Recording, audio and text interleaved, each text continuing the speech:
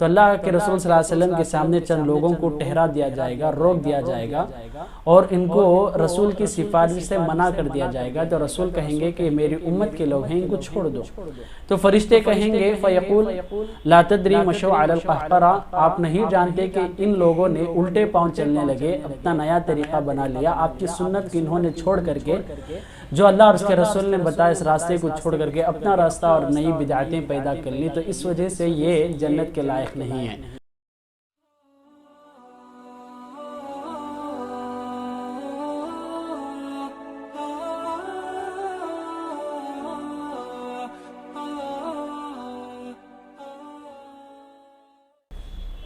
السلام علیکم ورحمۃ اللہ وبرکاتہ۔ الحمدللہ رب العالمین والصلاة والسلام علی رسولہ الکریم، اما بعد فاعوذ باللہ من الشیطان الرجیم، بسم اللہ الرحمن الرحیم۔ ان الساعۃ لآتیۃ لا ریب فیہا ولکن اکثر الناس لا یؤمنون۔ بے شک قیامت قائم ہوگی، اس بات میں کوئی شک نہیں، لیکن اکثر لوگ قیامت پر ایمان نہیں لاتے۔ قیامت کی علامتوں میں سے ایک 19ویں علامت اللہ کے رسول صلی اللہ علیہ وسلم نے حدیث میں یہ بیان کی ہے کہ قیامت کے سامنے لوگ جو اللہ اور اس کے رسول نے عبادت کا طریقہ بتائے ہیں، اس طریقے کو چھوڑ کر اپنا نیا طریقہ بیان کریں اور اس کو بدعات کہا جاتا ہے۔ تو واضح ہے کہ قیامت کے سامنے بدعات عام ہوئے گا، یہ اللہ کے رسول صلی اللہ علیہ وسلم کی پیشین گوئی ہے۔ جیسا کہ ہمارے سامنے حدیث موجود ہے، اسماء بنت ابی بکر رضی اللہ عنہما بیان کرتی ہیں، صحیح بخاری میں حدیث موجود ہے، اللہ کے رسول صلی اللہ علیہ وسلم نے کہا انا علی حوضی انتظر من یرد علیہ، کہ قیامت کے دن اللہ کے رسول صلی اللہ علیہ وسلم حشر کے میدان میں جام کوثر لے کر انتظار کریں گے۔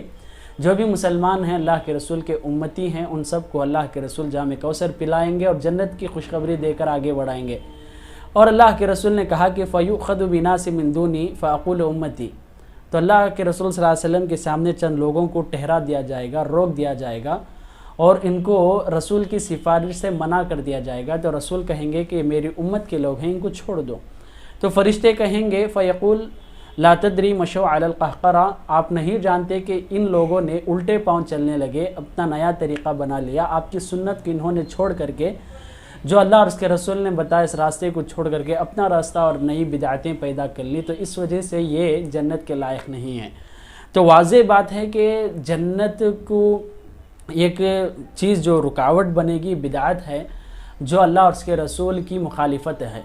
واضح بات ہے کہ اللہ تبارک و تعالیٰ نے جو بھی بدعت ہے اس سے ہر طرح سے منع کیا ہے۔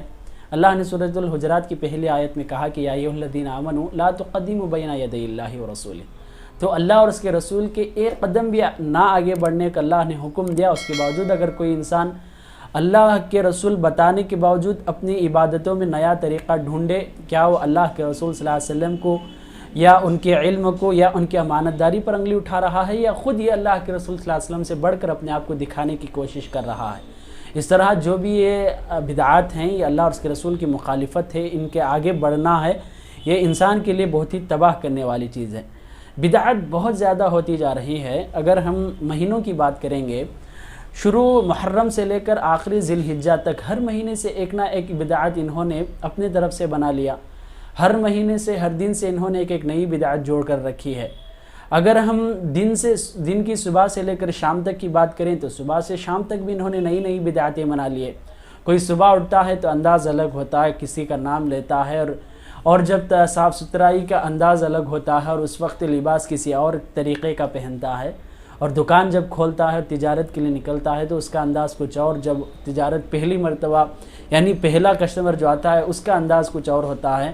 اس طرح یہ نئے انہوں نے بدعتیں بنا لیے جو نہ ہی اللہ اور اس کے رسول نے یعنی اسلامی شریعت میں موجود ہیں۔ ایسی بدعتیں عام ہوں گی جو اللہ کے رسول صلی اللہ علیہ وسلم نے بیان کیا، وہ ہمارے سامنے نظر آ رہی ہیں۔ اب اگر ہم جماعتوں کی بات کریں گے، ہر جماعت میں نئی بدعتیں پیدا ہوئی ہیں۔ جو بھی اسلام سے خارج ہو کر جن کو فرقے ضالہ کہا جاتا ہے، جو بھی گمراہ کن فرقے ہیں، یہی بدعات کی وجہ سے ہے کہ جو اللہ اور اس کے رسول نے بیان کیا اس سے آگے بڑھ کر انہوں نے اپنی تعویلات، اپنے تفسیرات، اپنے طرف سے جو چیزیں گھڑنے لگے، اس کی وجہ سے انہوں نے اسلام سے ہی خارج ہو گئے۔ اس طرح مسلمان اگر بدعات کرے گا تو دور نہیں کہ وہ اسلام سے ہی خارج ہو جا سکتا ہے۔ اور بدعات خاندان میں بھی نظر آنے لگا ہے، جیسا کہ کئی اللہ کے رسول صلی اللہ علیہ وسلم کے زمانے میں جب اللہ کے رسول دین کی دعوت دیتے تھے تو وہ لوگ کیا کہتے تھے کہ ہمارے آباء و اجداد کا طریقہ اس طرح ہے، ہم نہیں بدلیں گے۔ آج بھی یہی چیز ہے کہ صحیح حدیث اور صحیح اللہ کا حکم اور صحیح معنی اور مطلب ہم کو معلوم ہونے کے بعد پہنچنے کے باوجود بھی لوگ یہی کہتے ہیں کہ ہمارا رواج ہے اور یہ ہم نہیں چھوڑ سکتے۔ اس طرح یہ بدعتیں بہت عام ہیں۔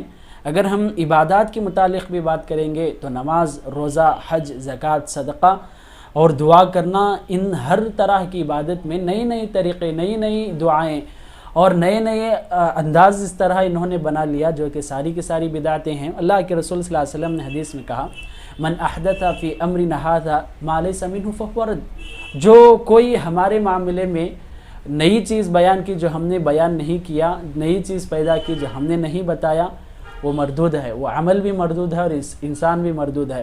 اللہ کے رسول نے ایک حدیث میں کہا کہ جو کوئی اچھی بات بتائے گا، اچھائی پر جو دوسرا عمل کرے گا اس کا اجر اسے بھی پہنچے گا، اگر کوئی بری بات بتائے گا اور اس پر عمل کوئی کرے گا تو اس کا گناہ بھی اسے پہنچتا ہے۔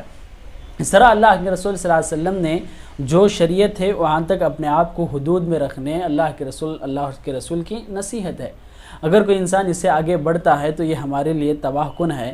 اللہ تعالیٰ قرآن میں بھی یہی کہتا ہے کہ ما آتاکم الرسول فخذوہ وما نہاکم عنہ فانتہوا، کہ جو کچھ اللہ کے رسول آپ کو عطا کرتے ہیں، جو کچھ حکم دیتے ہیں، جو طریقہ بیان کرتے ہیں، اس بات کو مان لو، اور جسے اللہ کے رسول صلی اللہ علیہ وسلم نے منع کیا ہے، جو نہیں کیا ہے، اس سے اپنے آپ کی حفاظت کر لو۔ یہ آپ کے لیے خیر اور بھلائی ہے جو قیامت کے دن نجات کا ذریعہ ہے۔ اس وجہ سے اپنے آپ کو ہر طرح کی بدعات سے بچا لیں۔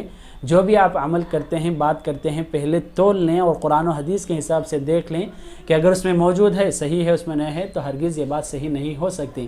اللہ سے دعا ہے کہ اللہ تعالیٰ ہم سب کو ہر طرح کی بدعات اور گناہ سے حفاظت فرمائے۔ آمین۔ والسلام علیکم ورحمۃ اللہ وبرکاتہ۔